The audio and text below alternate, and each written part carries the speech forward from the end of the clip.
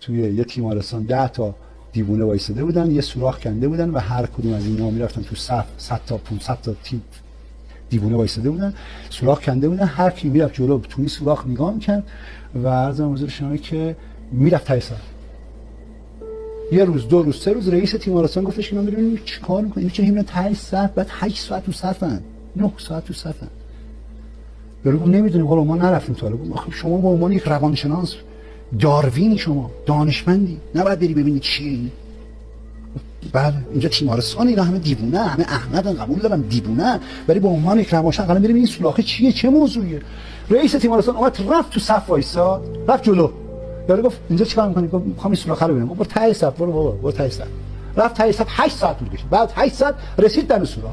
رئیس تیمارستان که داروین بود، دانشمند بود، فریخته بود، با سواد بود، آخوند بود، علامه بود، به سوراخ نگاه کرد. 1 دقیقه، 2 دقیقه، هیچ چیزی نمی‌بینه. رو کرد به بغلی، دیوونه عقبی. گفت ببخشید من الان دارم توی این سوراخ نگاه می‌کنم، چیزی نمی‌بینم.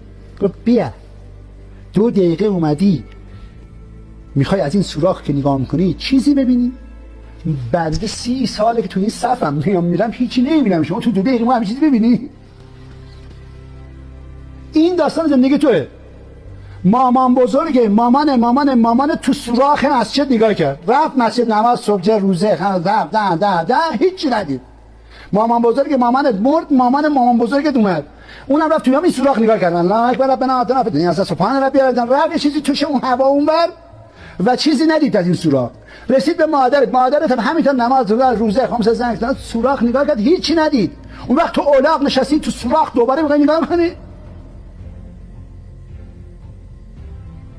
میری کلیسا، مامانت رفت ندید، مامان بزرگ رفت ندید، تو عین تیمارستان دوباره تو سوراخ نگاه میکنی؟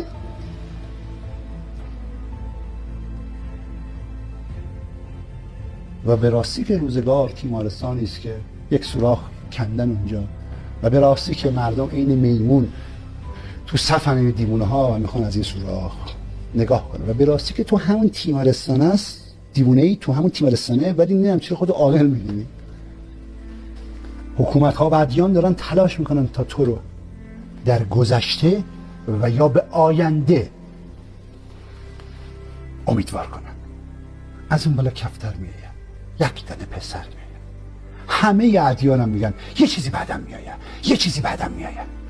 بعد میگیم از کجا فهمیدیم؟ میگه گذشته گفته، قال صادق علیه السلام، قال باقر علیه السلام، قال محمد، قال عیسی، قال موسی.